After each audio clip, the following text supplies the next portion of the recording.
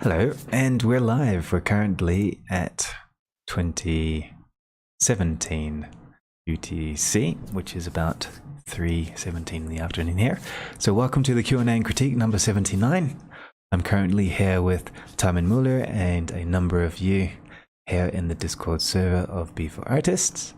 And we're currently here today to take a look at some art from the Discord server, an interview about spaceship or spacecraft modeling and hard surface modeling, and also the history of Tymen Muller and also the work that he has been doing with some tips and tricks.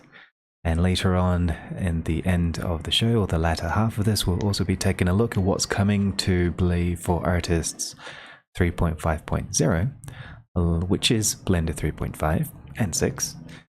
And also take a look at a node from GeometryNode with an example that Shmuel has kindly provided to help us understand a little bit more about setting the curve normal. So there's a lot to cover, and there's a lot to take a look forward to. So let's start with our special guest. So how are you, Tymen? Hi, I'm good, thanks. Thanks for having me. Oh, I'm so excited to have you today. I've watched your work for many years, and I've seen you since the True Space days. Yes, likewise. Okay, so tell us a little bit about you. Where did you come from with your art? Well, with my art. Well, I'm Tymen. I also went by the name of Mikum on the internet. I'm from Europe, currently living in The Hague in the Netherlands. And yeah, where did my art come from? I've always been a creative person, so I don't know if it came from anywhere. You were born with it. Yeah. Excellent. Okay, and so what do you currently do today? Today, I mean, I work for Amazon Retail Business Services by day, but by night I create spaceships and work on other personal projects. I do some games development sometimes. I primarily make spaceships and spaceship-related content. That's what keeps me going in life. Yes, I've seen the spaceship. You've worked on the interiors, exteriors, animation, characters, UI design. Yes. Yes, actually, it's funny that one that you're showing there, the M40, the Ace, that's basically a remake of one of my first 3D models that I ever made. So that's about 10, 12 years between my first model and this one. Wow, that's But incredible. And the remake is actually really nice. A nice yeah, that was a tribute. fun project. So which was your first software that you worked with?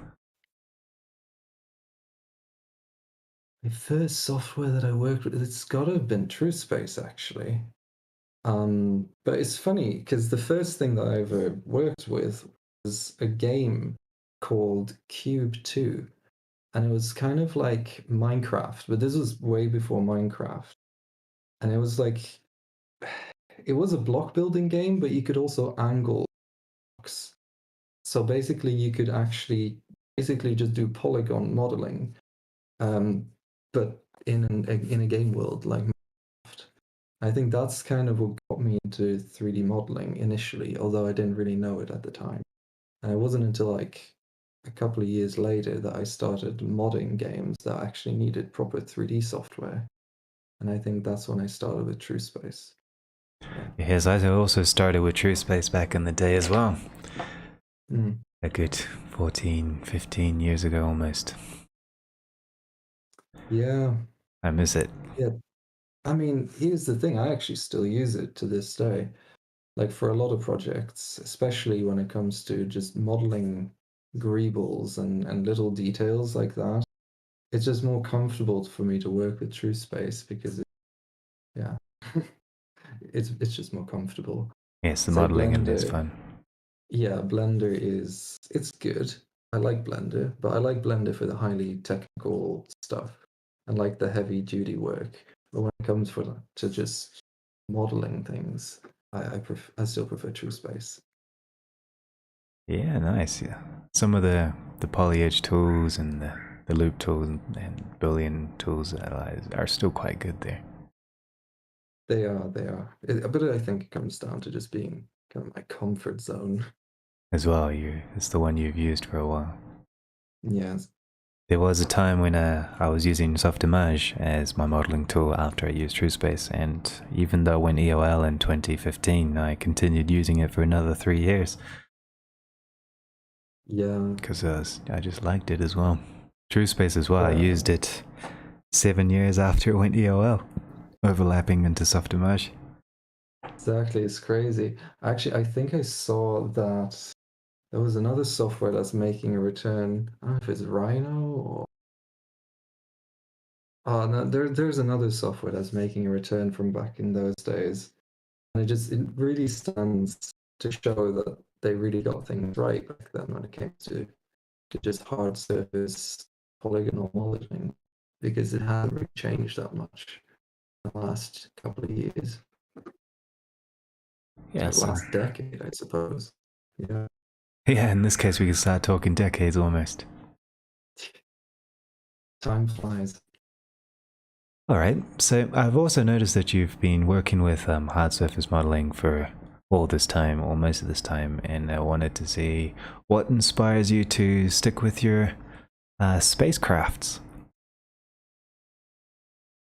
Um, yeah, that's pretty much my comfort zone as well.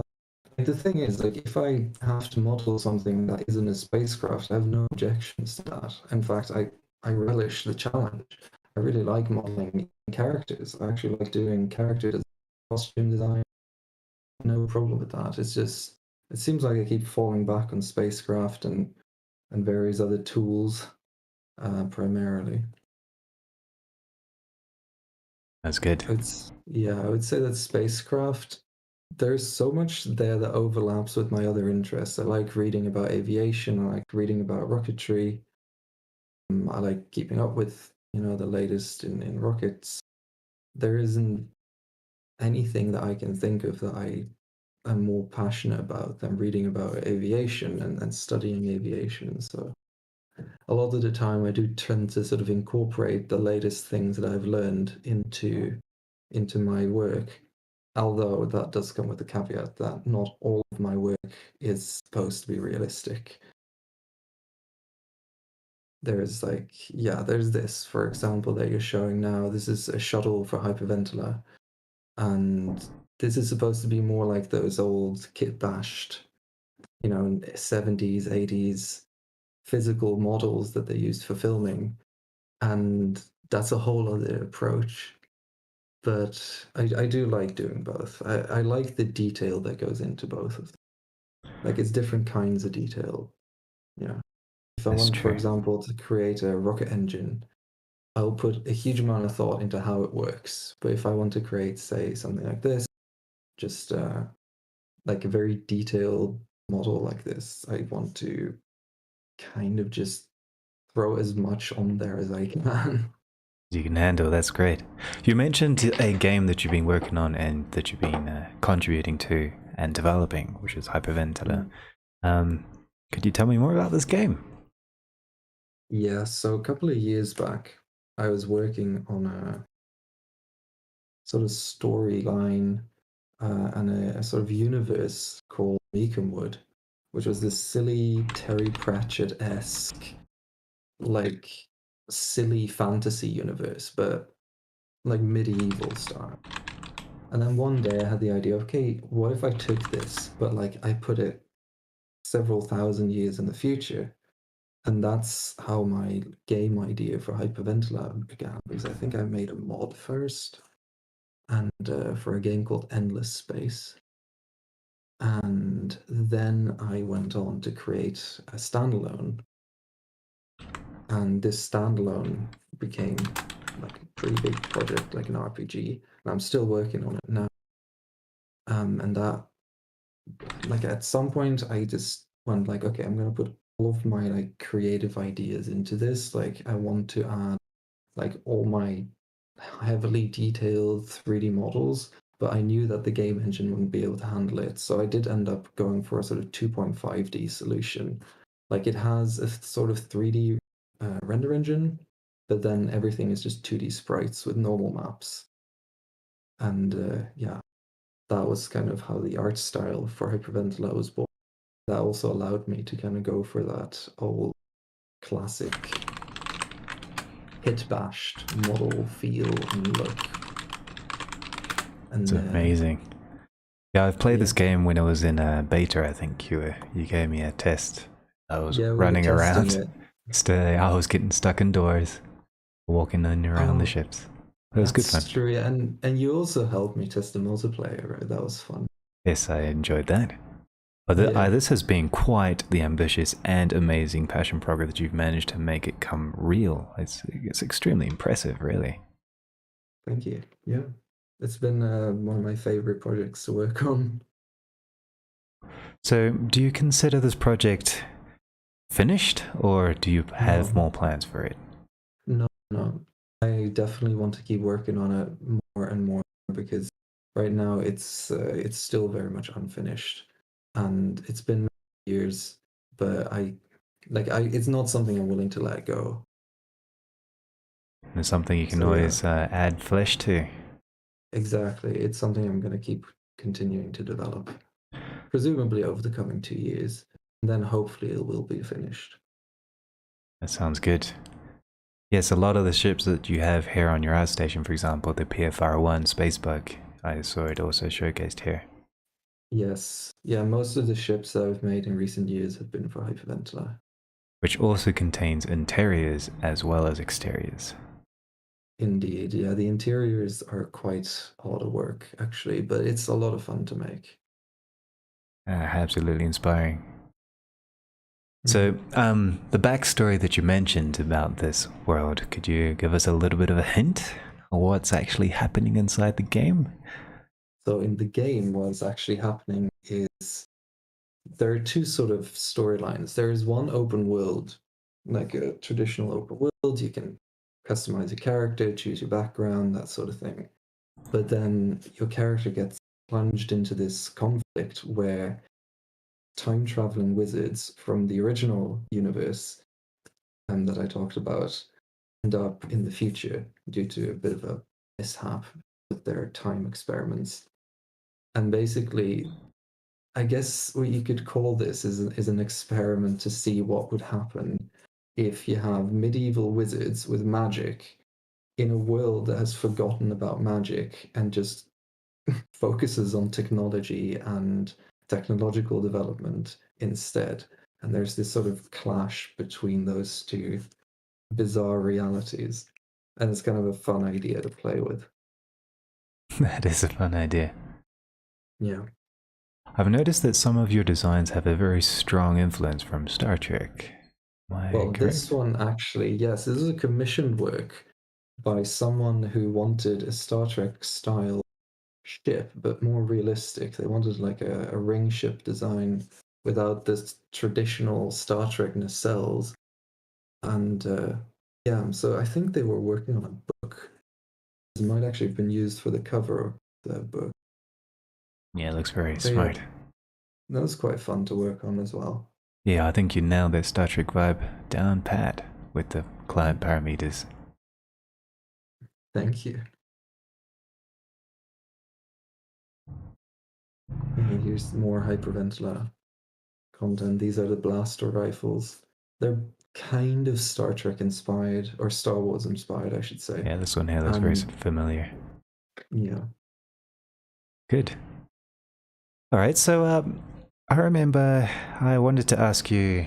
Let me just take a look at my questions because we've gone down quite a good rabbit hole. Um, so you've come in from a long way as a hobby, working on this. Your principal job is in retail with Amazon, and now you're working here while supporting retail, yeah, it's supporting. not a very interesting job to be honest. So this is where you take out your creative itch inside this project, the passion project of the game, which is coming to fruition, and the spaceships and things. So I wanted to go back to the software at the moment, and I wanted to ask you, um, why are you using Bforartists, and if so, why so? Of course. Well, why do I use Bforartists? For the best splash screens, of course. No, but the interface. I think, like, after I made the switch to Blender for most of my yeah, most of my work, it basically became obvious that, you know, Bforartists interface is just so much easier to use, and it gives you a much better overview of what's going on than regular Blender. And I think that's very much what keeps pushing me to keep using Bforartists. That's good. Mm. And oh, here's the ship from the splash screen that we're taking a look, the ICPH-8 Phantom Bat, which is a very cool Yes. ship. Actually, I was talking with Yad, which is one of the core devs on Twitter. We're actually considering featuring your ship for the splash screen, if you would like Really? that. Yeah, we would love it. Sure, why not? So I That would might. be my second splash screen, It would actually. be, yes. One of the pieces here that I've seen inside of your profile was, I'm not sure which The black version, hole. the black hole that you have here in the cover. Yes. The fine Yes, detail in the volumetrics. I think I followed a video by one of your previous guests, Samuel Krug, That's right. who He, actually came up with most of how to make that black hole, because yeah, it was a very complex node setup from what I remembered. yes, he's one of the space environment specialists in the community. So Yes, very he much knows so. his volumetrics, he knows his planets, he knows his black holes. Truly inspiring stuff. Yes, his YouTube channel is incredible. Yeah, maybe we should have him on board here once again. Why not? Okay, so since this is your latest piece, let's dive in deeper with the details and things, because this is once again, one thing I've really enjoyed about your art style is, unlike most sci-fi that we see on television, cinema, in other areas, I find spaceship design very garish, often very kit bash based, a lot of details, a general shape made out of lots of shapes, and then a lot of chunks and pieces flown together as if they're put together. The only time that I saw it relatively well done was with The Expanse, where they had modular ships made out of chunks of stuff, which I thought was very cool. But sometimes you'll see a lot of visual noise. But with your designs, I've noticed that you have a very strong hierarchical shape, and then with that, you fill in the shape with complementary detail that if you look closely, you can see it, but in general, you're not detracted by the detail, which I highly appreciate in your designs. So I wanted to ask you, what is your thought process when you create a ship? How does it begin?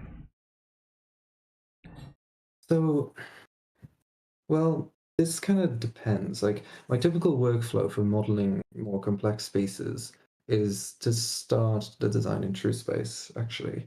I rarely use 2D sketches, but I prefer to model the design directly into the 3D software from my head.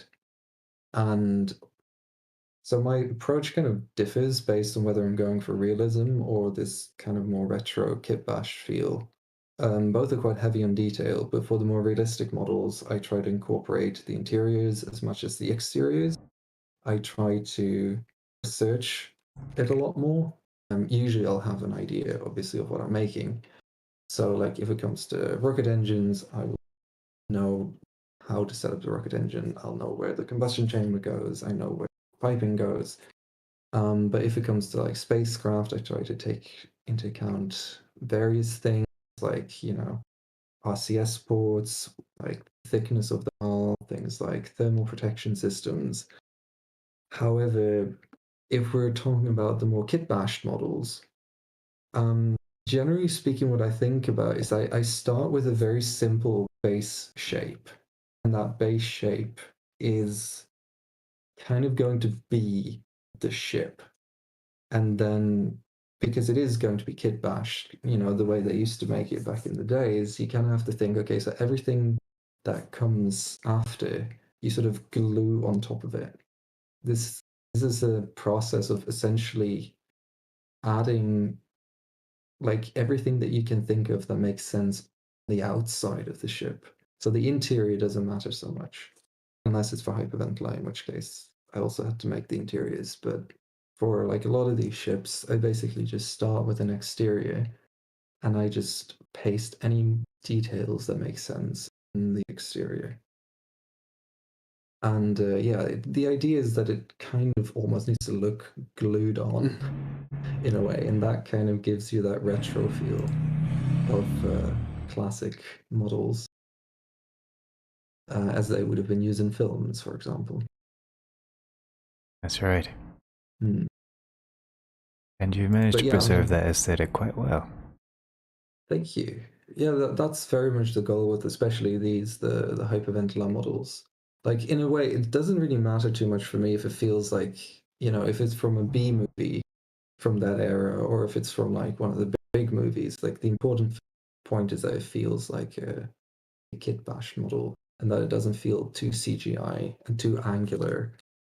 The way you achieve that is by having a lot more soft edges and yeah, even where it might not make sense, more soft edges everywhere. And basically, with the base model done, basic materials assigned, I'll export it to Bforartists and I'll start making the actual materials. And that'll be a mixture of procedural and image textures made in GIMP, usually. And it still needs to kind of maintain that roughness you'd have if you had like a, say, polystyrene model that you shaved just a little bit off and then you painted it. So that's kind of my thought process behind these designs. And do you apply the same process with the interior designs of the ship? I have an image here on the screen, like taking a closer Yeah. look, you really go all out with the detail and the design and the actual concepts. So one of the fun things about designing for a specific universe, and this might even be true for things like Star Trek and Star Wars, but you come up with your own rules. There are a lot of elements here that kind of stay true for all of the ships I design. So a lot of them are going to have like the leading edges are going to have the shield generator emitters, which are kind of these sort of cyan blue style pads around the edges. You might see them like number 18 there. Down here, in the corner. Yeah, exactly. Like actually, if you go up a bit next to the docking ring, there should be another 18 there. Right here, yeah, I see it. So that there you can sort of see those are the shield generators, and those are true for pretty much every single ship in Hyperventilator. And then same thing comes with like the docking ring. They have to be the same sizes, obviously. A standard size so they can dock anywhere. Yeah, exactly. And it's kind of fun to have those rules to work with. It's the same with the engines, actually. Most of the engines have a similar design, where basically the fuel goes in, goes through a compression system, then goes through some sort of fusion stage, and then it has the radiators at the back to bleed off excess heat, and then it's got the big actually. Well, Where's the so they're thrust? running on fusion engines. Something along those lines. I mean, you got to keep it a bit vague, otherwise Yeah, it's too the easy people- to disprove. Yeah, exactly. It is Yeah. sci-fi after all. Exactly. Oh, it's so Oh beautiful. yeah, and of course the hyperspace generator. So there is also the Oh, where do we go? I mean, yeah, it doesn't really matter, but The actually, hyperspace okay. generators. You can look at it's the blue dome right at the back next to the antenna. Yes. Number Those 6. are also more or less the same for every ship. And how does, well, in quasi sci-fi of the world, how does it more or less work? Does This it one bend is space basically time? magic. This is basically magic. Like it envelops the entire ship in a bubble. It just takes you through space, but that way. I mean, it's not quite like a warp engine, but it's space magic Oh, I love in it. that sense. Yeah, that's one thing I really I- enjoy about your world is like, I know the game is in 2.5D, which is sometimes knowing the models in how much love and care you put into them in the 3D world. When I play the game at 2.5D, it almost feels painful because I know there's so much detail in the world. Like if it was a third person or first person game, the detail would hold up. because you've That would have got been a good nice. attention to it. Thank you. The ship here is very cool too. Ah, yes. That's actually the funny thing about this ship is if you look on top of it, it has this sort of this ring, and that's the docking ring. Right here, yes. Yeah, and this is the only ship in the game that doesn't work in 2D. I mean, this is just an NPC ship, so it's not something you'd be playing as. But it's the only ship that doesn't work because the only way this could dock is if it turned 90 rotated degrees. 90 degrees. Exactly. So that's the only ship that actually wouldn't work in a 2D environment. It works in This is the 3D docking quite well port. though. There it is. There it is, yeah. And we have the interceptor. I flew this craft. Yes, this actually is the sort of the next version from the Phantom Bat that I created recently. And basically, one of the rules in Hyperventilator is the more greebles it has, like the more random details, the more technologically advanced it is. And this is probably one of the most technologically advanced human ships in the game. Oh wow. But it's also very small. Yes, it was a bit of a runner. Sounded Yeah. okay. Very cool. Yeah, this one was quite fun to make, I remember. I also really like making the interior for this one. Well, that's good. All right, so I have one last question for you because time is ticking and we may be moving on. But Yep. from your experience of working on these models, working on these games, making this universe and things, what kind of advice to an aspiring artist or modeler or world builder or person building their own universe should follow? What would you recommend? I would recommend pick something you like and something that clicks and just stick with it. Don't set too high a standard of quality, but do set high standards for originality if that's what you're going for. And that should carry you most of the way. Sticking to it is a very important one as well. Yes. Yes, I feel like if you have a drive to do something, you will stick to it, at least for a decent chunk of the way. If you don't have too much of a drive, you're going to have to push yourself more. But you also got to ask yourself, is this really what I want to spend so much time on? Because this is very time consuming. But I would say that, like, yeah, if you find yourself struggling, this isn't going my way anymore, then you're probably too fixated on one detail. That's not really important. Like the important thing is that as long as you have a drive to create something, that you push yourself to create. And yeah, again, don't get too hung up on the technical details. And again, don't set too high a standard of quality, at least at first. Yeah, sometimes it's to get your ideas out there and move on and go to the next idea that's pushing towards the vision. Exactly. That's good advice. Because it speaks true with everything you've done throughout the years. Your consistency, pushing into building your universe, making it into a very rich world to explore, it speaks for itself. Thank you. That's very kind. All right, so Tymen, thanks for your time. And I also wanted to say thanks to everyone who's been listening up until now. So today we have a couple, there's a comment here on Twitch. He's saying, Killen says it's very cool. So many diverse spaceship designs. Thank you very much. Okay, so I'm going to ask if you could, would it be alright if you stick around and take a look at some of the art that some other artists have been sharing here in the server in the next couple of minutes? Okay. Happy to help. All right, so we have, I think 4 or 5 pieces. One of them by Haley, which is here. He's kindly shared the plain file. We also have another corridor update by Mr. Crusader. We got a plushie by Les. We also have a piece of art by Standing Pad from Minecraft, and we also have some very cool pieces by Zreston. Yeah, I saw that one. It's really nice. Let's take a look at Zreston's pieces first, which I really like. And so he's currently a software developer and with 3 years experience as CGI artist.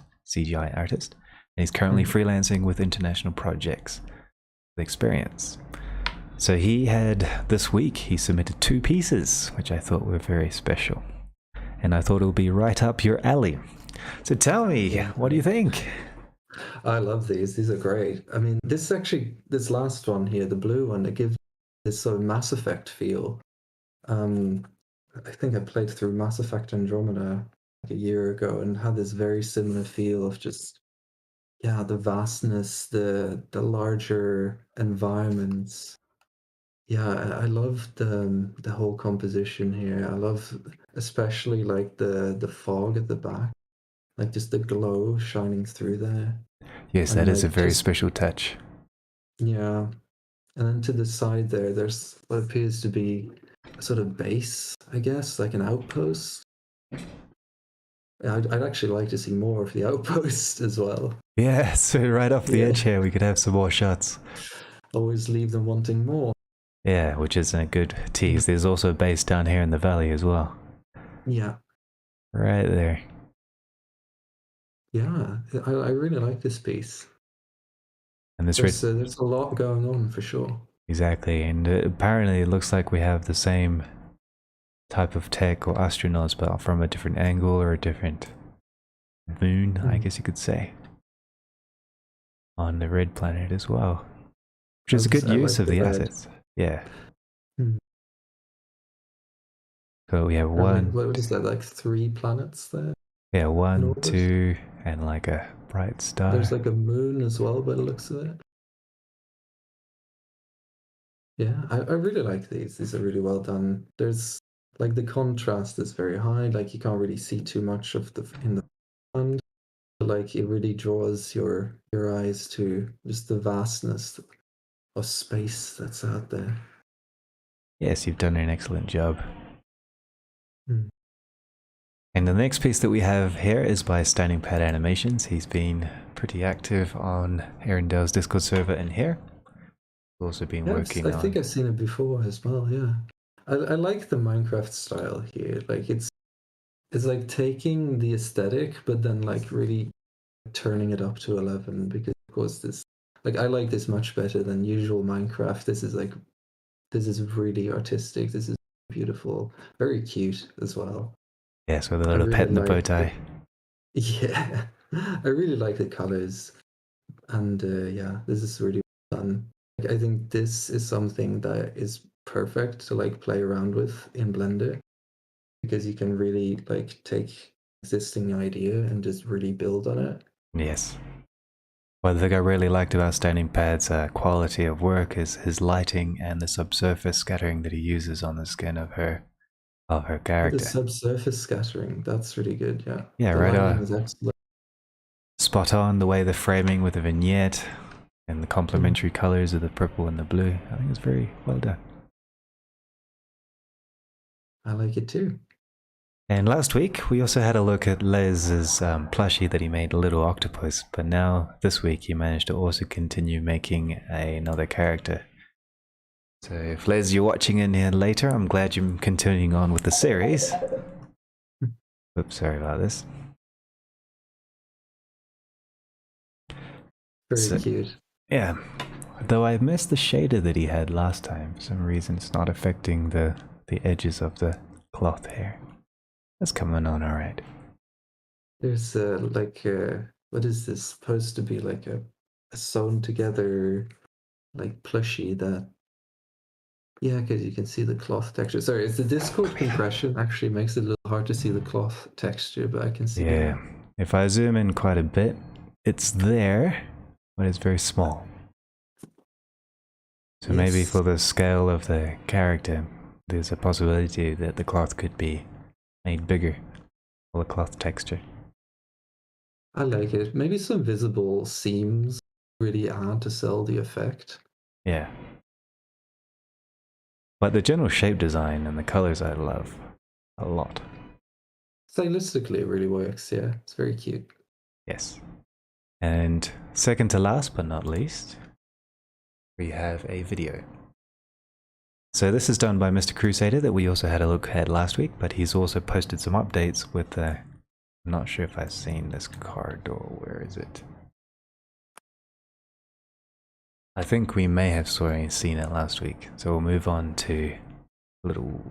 Wait, let me see if I can dig it up. There it is.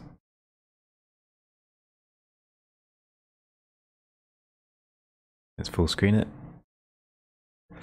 So Mr. Crusader has been publishing these often in the finished artworks. And he's been using a clever set of camera lenses and effects and motion blur to kind of sell this handheld camcorder running through different types of corridors. I asked him what's at the end of this tunnel, and at the moment there's nothing there, but it's like a big giant building, similar to what you would find in Severance. So we might find more behind the doors or not, we'll see. Maybe we'll see where this goes next week with his next update. So half expecting a jump scare. Yeah, right? It's like one time when you'll play it, there's going to be a jump scare. Yeah, it's just one of these corridors, and it'll be random every time. I was wondering, maybe, like, did they use motion tracking to like get the shaking effect? Or... I did ask him and mentioned it last week a little bit. He has been using Ian Hubert's add-on Shakeify, which gives you a number of keyframe presets which was recorded from real handheld camera tracking footage, and then he converted it into presets into an add-on, so you can quickly apply it to your own cameras inside. And this add-on is actually free as well. Oh, good to know. It's very clever. Yeah, you can. It's kind of like a noise modifier almost, so you can apply it on top of your normal camera animation just to get the effect. And the add-on is also very good. If I take a look here, camera Shakeify Blender add-on. It gives you the ability to, like, say if the camera is stuck on a vehicle, on a skateboard, if you've got vertical movement or side movement. Here it is in GitHub. So let me just copy and paste that in.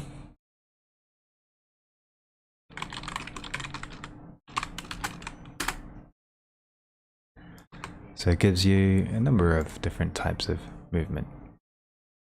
So it's quite good. I like it. Investigation and another other types as well.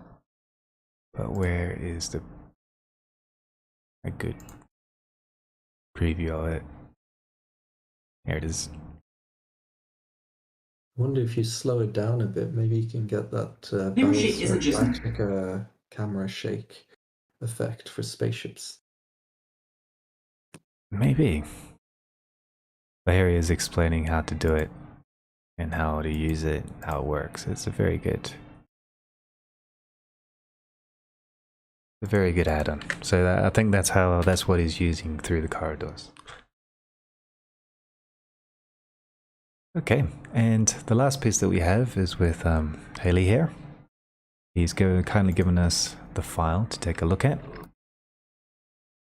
Let me just open it up. So, Haley, you had a good couple of questions a couple of sessions back, and you also asked about modeling, and you've taken the advice to heart, and you started to focus on vehicle prop design. Yes, that is correct. Sorry, I was gonna say stuff before, but then parents, you know. That's okay. Right. So what piece have you got for us today to take a look at? Over the course of a week, I made a model of the first ever tank ever built, Little Willie. Little Willie. From World War I, correct? Yes, and as you can see, I have progression photos, and I even made some Photoshop edits, you know, to make it look like, whoa, there's the tank in the real photo, but it's really just my model. Good work. I'm going to see if I can load up the file as soon as I can find it. It should be littlewilly.blend. Yeah, it's coming on. Alright. There's too many add-ons.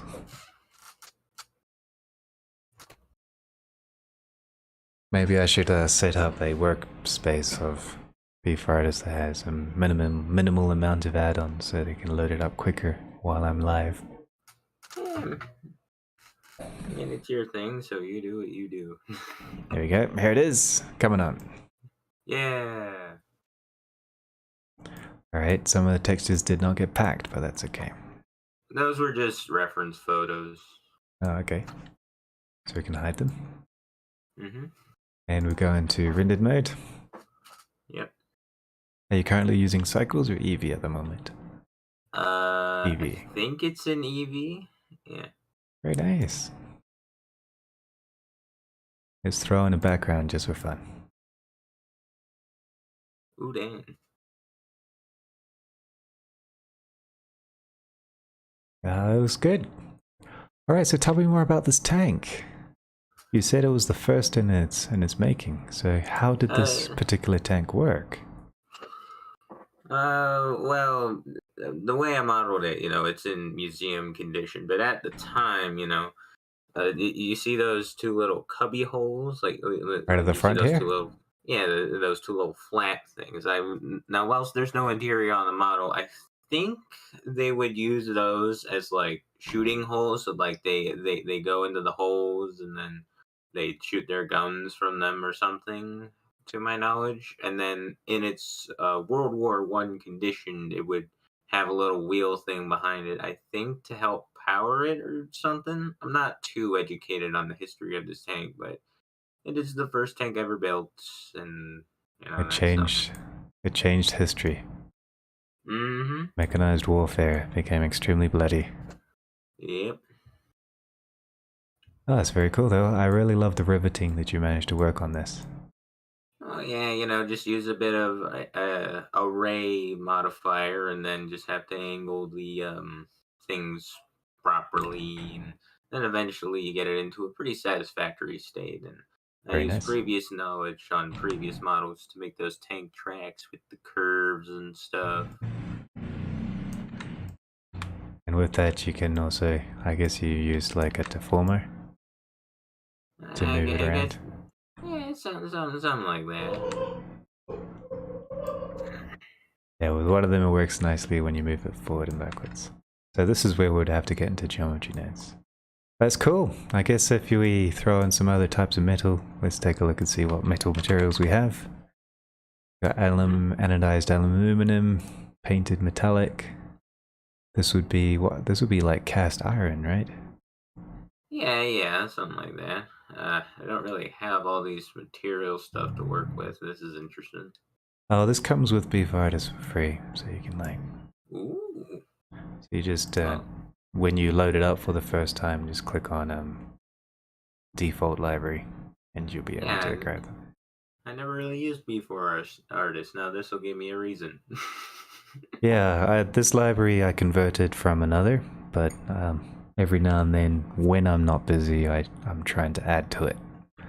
Right. Yeah, it makes the model look way better. There's also other, I also used, for example, Blender Kit. You can also download lots of free materials from there as well. Mm-hmm. For example, here we go, here's a cast iron. Alright. Just give me a moment as it loads.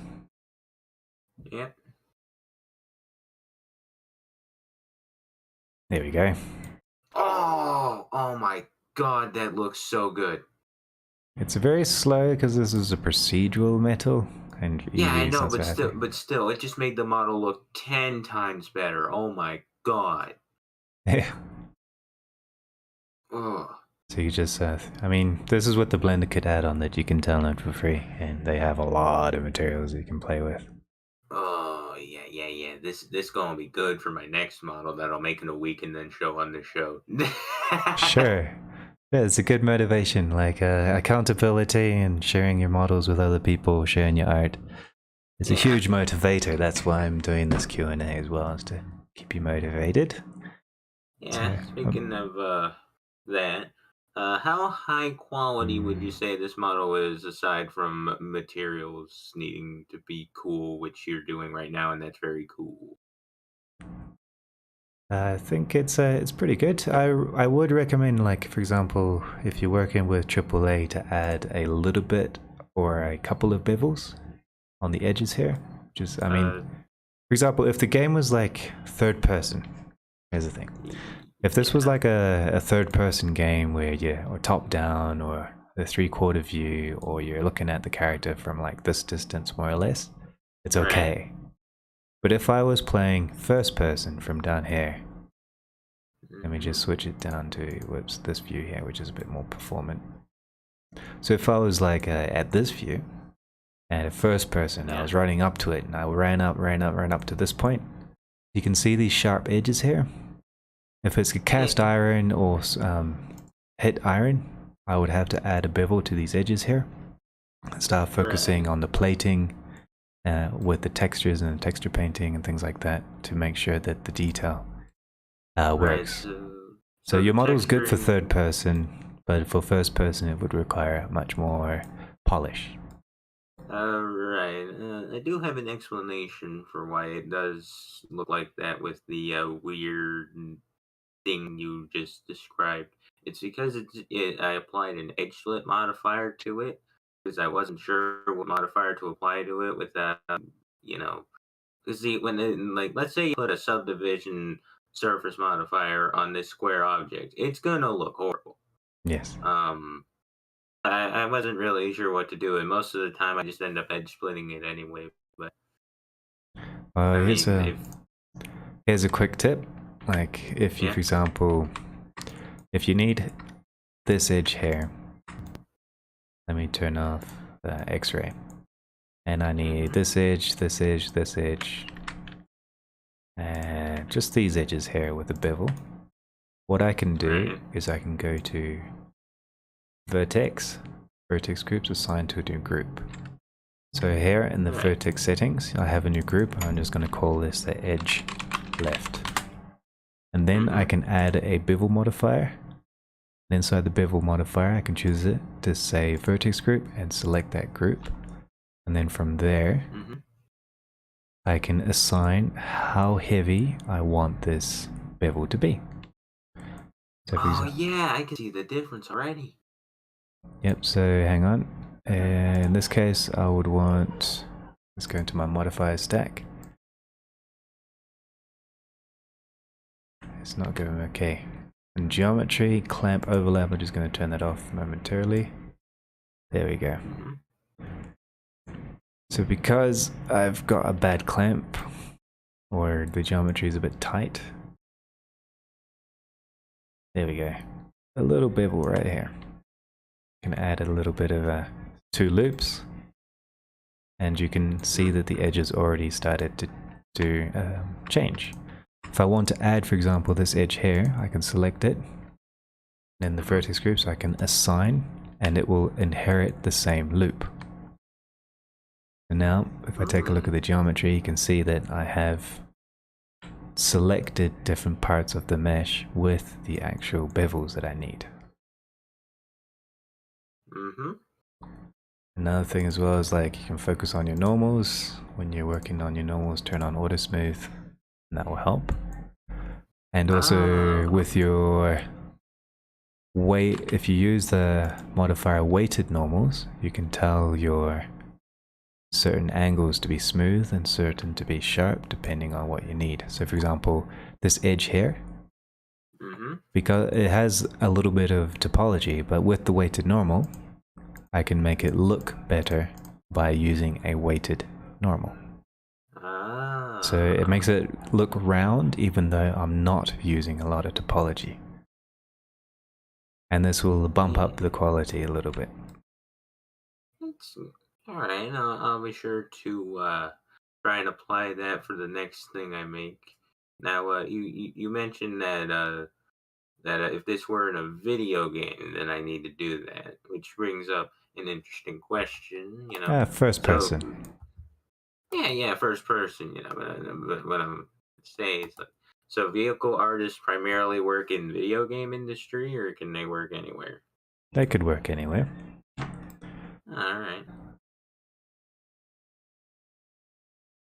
It depends on the production. Like visual effects, for example, with a period piece, then yeah, they would need a. This would work for production in a period piece. Alright.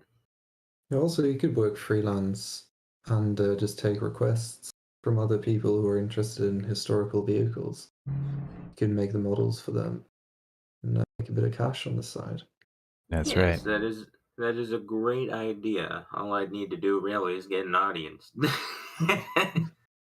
Yeah, well, The keep at it. audience will come. Yeah, the more you get good and the more pieces that you create, the more likely people will get in touch.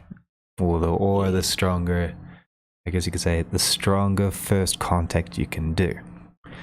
Portfolio speaks fathoms. So keep at it. It does. And keep making your pieces look great. All right, I will make sure to do that. Thank you for the advice, Nemo and Dre's. No problem. And we have one last piece done by Slink. So if you're still here, Tymen, what do you think of this piece? This is a game mod piece, I suppose. Yes, it's the Heavy from TF2. Classic. Yes, this piece, he called it the heavy chair. I like it. I really like it. It's quite humorous. I always like TF2. Yeah, the game has a very particular art style, and obviously it's very evident here.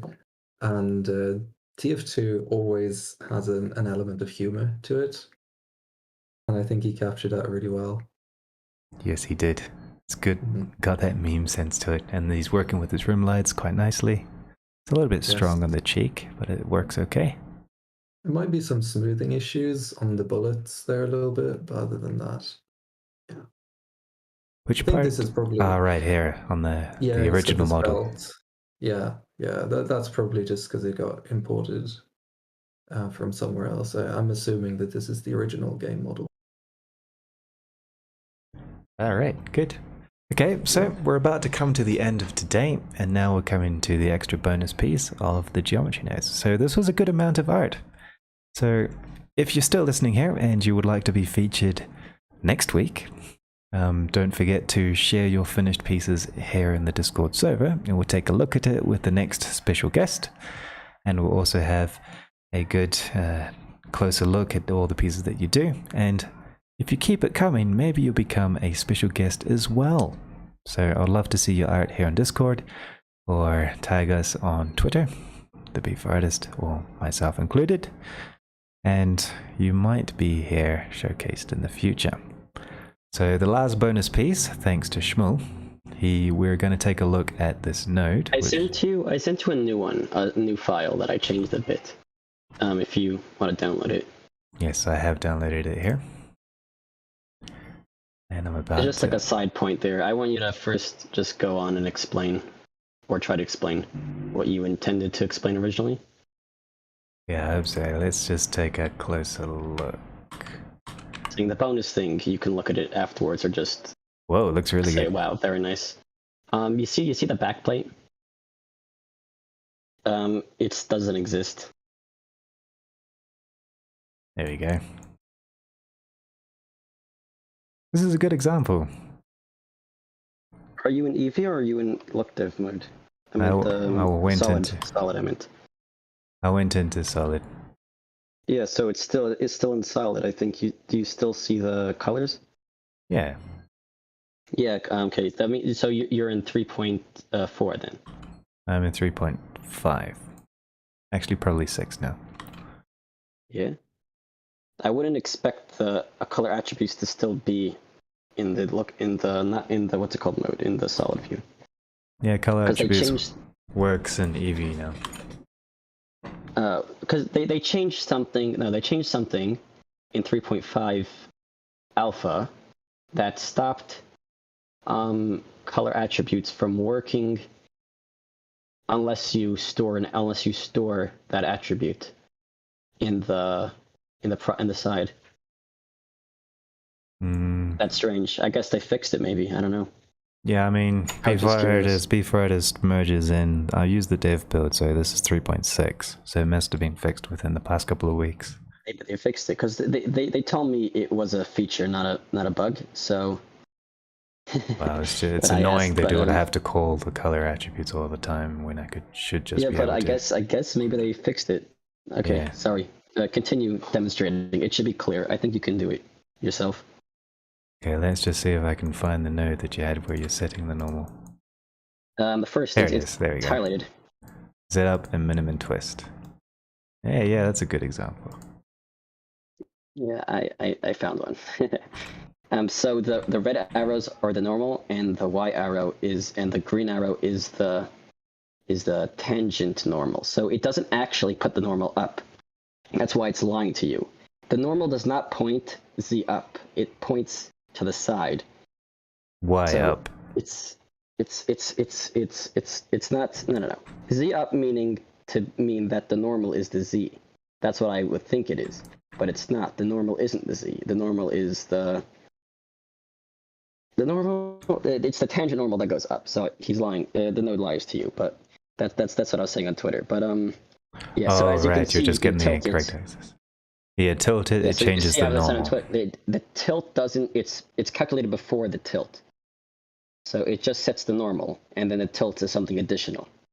Yes, the tilt is the offset from the curve rotation. The thing tilt sets the normal. As you can see, the normal changes when you tilt it. So it's all the same thing, and that's why I'm a little bit upset about this node. But I have my own node that actually sets the normal, so I'm fine. So what's the difference between tilt and normal? There's no difference. Tilt just rotates the normal around the tangent. Yes, it should be a set normal node. Which should be this, yeah. It's like Z up, it just say follow the normal tangent. It should be just tilt. It should be basically say tilt instead of Z up. You have a tilt node. No, I'm saying what it should say is it should just give you a vector that you can input. And if you want to put it up, you should just put Z1. Mm-hmm. And minimum twist redefines the tilt around it with a minimum twist. So minimum twist is the default calculation. It's the default calculation that makes sure like you get the least amount of twisting when it goes around. For example, if you mesh it, the twist should be the most minimum and nothing should like go crazy and have weird twist artifacts. For example, if you set it to Z up and then make a big curve. So for example, take one of the overpasses that goes like down and make it like at a more of an angle. Like tilt it? You'll see. No, don't tilt it. Just move it without tilting it. Like so that. you see how it gets. It flips over here. Now mute the node, or set to minimum twist, and you see it makes sure that there's no problem. But sometimes when cars don't drive like this necessarily. So I would clear all the tilt you did because it just wrecks it up. I'm saying not that it's a problem. This is just a demonstration. You can do whatever you want if you want to. But yeah, that's just in short. And further down, I have a second example on top that doesn't have the cars moving, which is a little bit simpler to understand.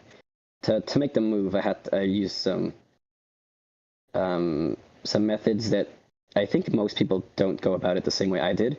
I go about it in a little bit of a different way. But I'm saying if I'm anyway sampling, I might as well not even instance it. But that's just me. So yeah. And why am I explaining it? I wanted you to explain it. Yeah, but that's good. That's good. You can look around. So you sampled the factor based on the frame, which is set up by a fraction system. A fraction is basically it's based on the index. I duplicated it and I created a factor and then I looped it. But it's not. I don't think it's relevant to the actual node itself. It just is just something I wanted to have a little bit of a funner explanation. So yeah, like my a last one demonstration. wasn't so good. So I'm saying if it's moving around, I think it's cooler than if it's just stationary cars. So I made it moving around. But there's a second example in there with the car stationary. Where would that be? It's in the same tree. You zoom out and it should be on top of it. Is this one here? No. It's in a frame. You just go higher up. Oh, right. Here it is. And it has less nodes. It also has a visual. All the stuff in frames are visualizing things, except the main frame. Whatever, you can figure it out. It's pretty simple. Use a shortcut for that. You don't have to. You don't have to do that. Yeah, I keep forgetting what it is. You press O if you want, or that. Oh. There's also Control Alt also does it. Control Alt O, and both of them do the same thing. Control Alt is not programmed in this yet. Oh, I didn't realize that. What operator is that? It's built into Blender default. I don't think you even need a node wrangler for it. I probably should expose it in the GUI. Probably. I'll report that. In Bforartists, we always So try there, to... it's a less known shortcut. I found it out by accident. Yeah, O is really far away. Like, it's such a crazy shortcut. I accidentally clicked O. I don't know how, but yeah. And the Control Alt, from what I saw, they're planning to remove it in 3.5. So I'm not sure. Yeah, that's what they were saying. We'll see. We'll see. But yeah. This one's I actually. want to see if you could explain it and figure it out. Pretty simple. All right. So my example that I created, which I showed on. Oops, not this one. GeometryNodes. Which file? There we go. So far I've managed to go through the write nodes. The read nodes and the operation nodes. And now I'm in the... Keep changing this, why? Okay, clean panels. Stop registering your hotkeys, please.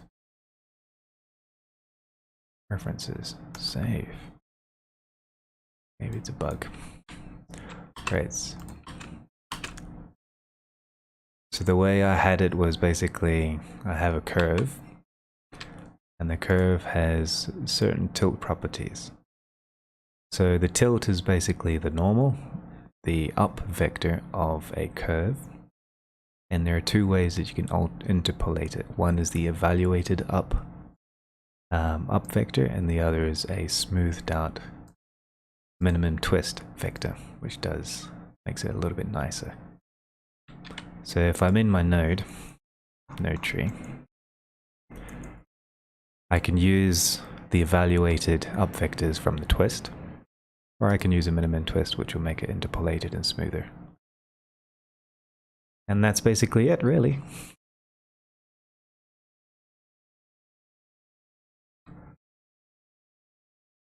But the way you explained how it creates the normals is also very valid.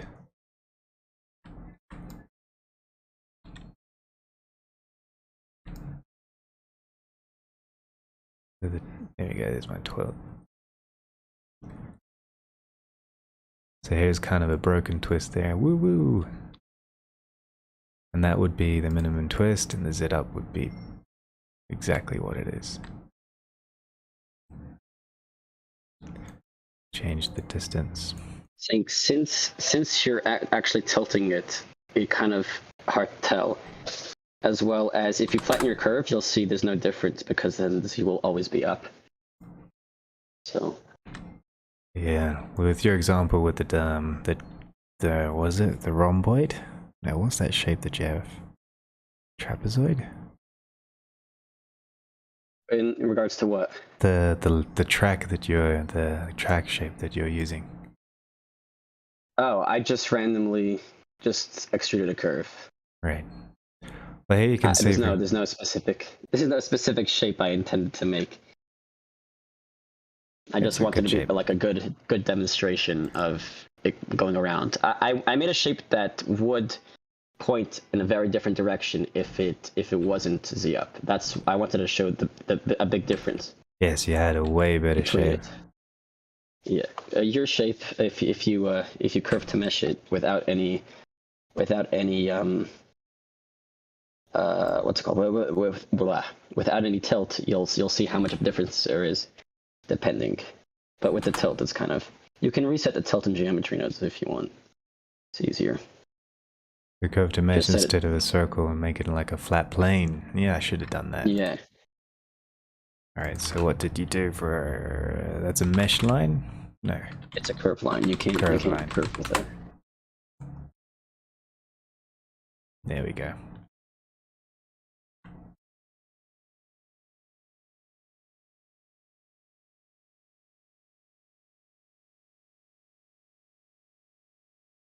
Z up, minimum twist. Set the tilt before you do anything. So, like right as the node comes out, set the tilt just to 0. You probably, the resample curve is probably too little.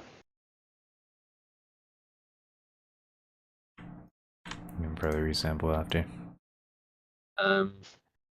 Probably do both after, resample on both sides, so you can get a different resolution for each.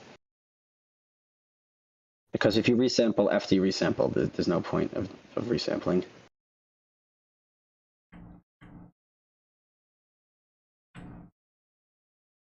Minimum twist. Oh, why does it go like that? Yeah, you have, I think, your handle switched around the wrong way.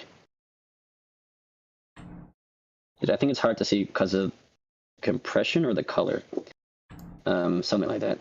Oh, it's because it got tilt. No, I turned the tilt up. No, you can't tilt it. It's rotated around some other way. Press RR to help you out with it.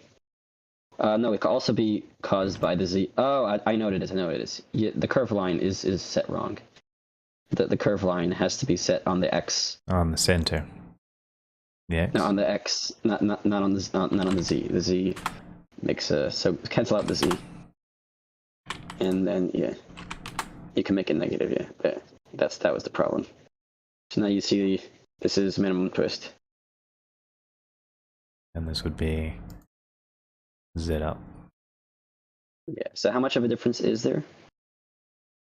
No, it's huge. Yeah, on the part that goes up, but you see the part that was flat stays flat. Yeah, So because the there's no flatter it is, twist. the more, yeah, yeah. But I ended up explaining anyways, even though I thought I wanted you to explain because I wanted to give you the spotlight. But sorry. No, it's okay. I mean, this is a Q&A. Sometimes I have questions and you have the answers, and that's perfectly fine. Right.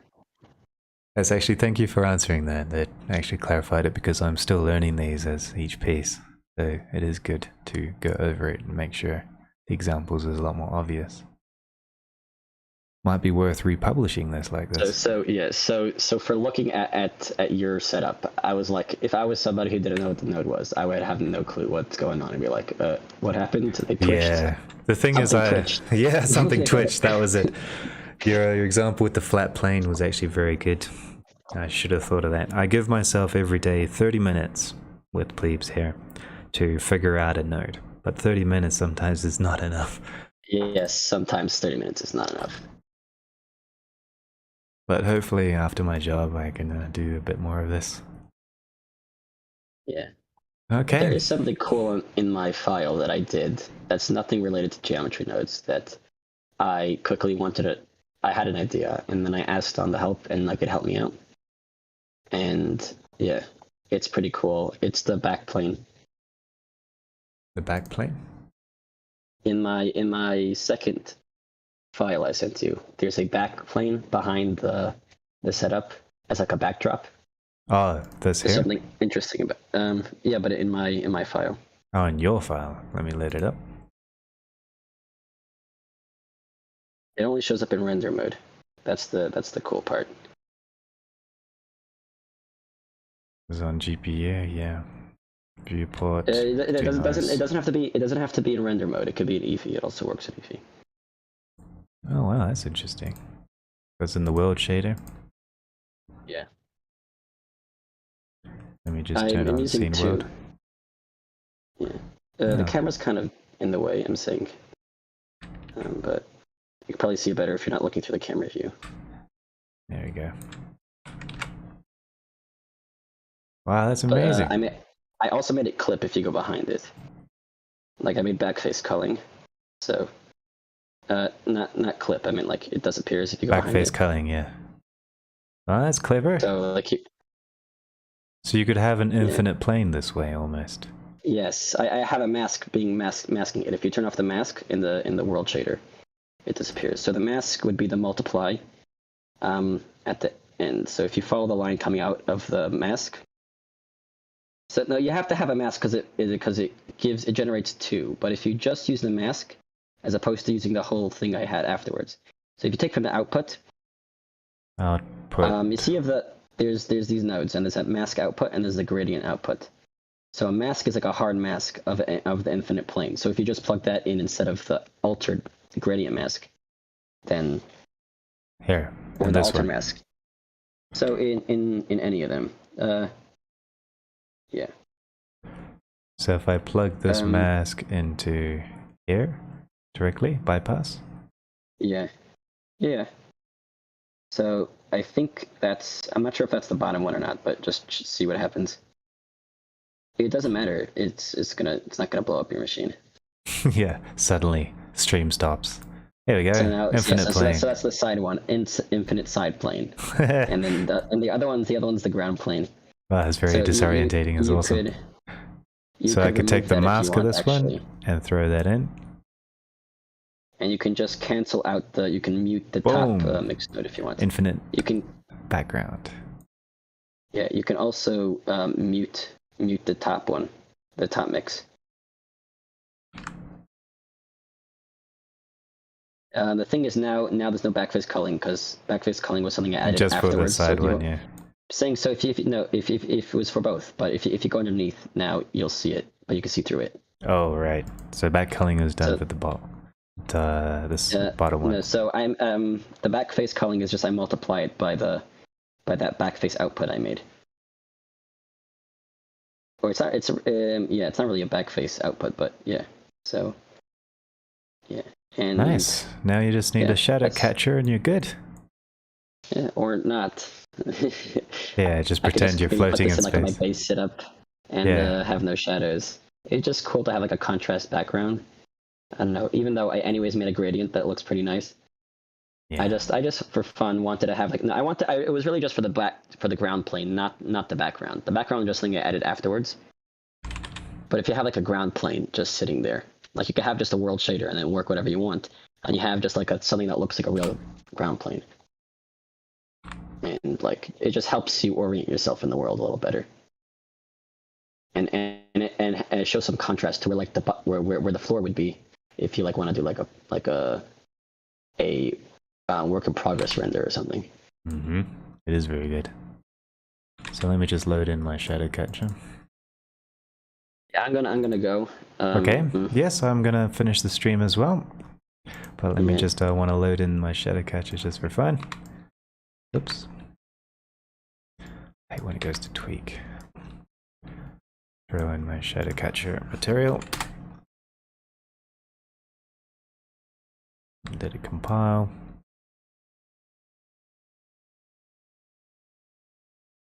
There we go. So now we got shadows on the ground.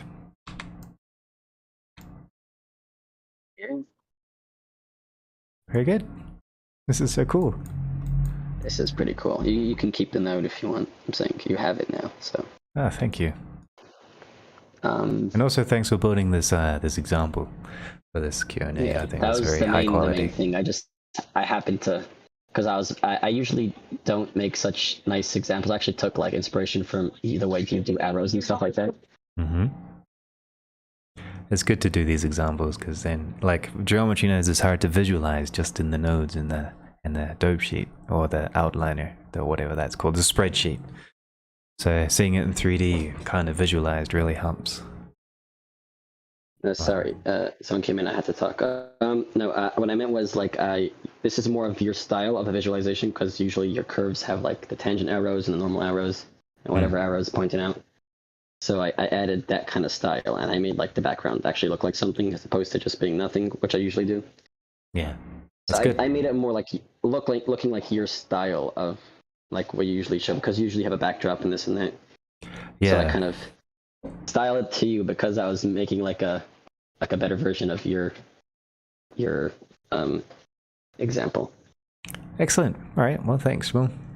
Okay. Well, everyone, this is the Q&A number 79. If you're still here, Tymen, thank you so much for hanging around for the art and also for your interview and showing all of your pieces and the story that you have been creating with your hobby. Thank you. It's a pleasure being here. Thanks, Shmuel, also for the example and going the extra mile to explain and clarify these things. It's always good to know. And also thank you everyone who committed to the art here in the Bforartists server. I hope you guys, I haven't been able to go through what's coming new with 3.5.0, but I will talk about this next week. And I will be here same time, same place. So I'll see you guys next Friday. Oh, and next week we already have a special guest. He's a very OP artist from England who has created a lot of short films, not one, but many. And he is kindly going to talk with us next week. So stay tuned to see who it is. And also stay tuned to the social networks, as I will be hopefully publishing and talking about him a little bit earlier than on the same day. So thanks again everyone for connecting, and I'll see you next week.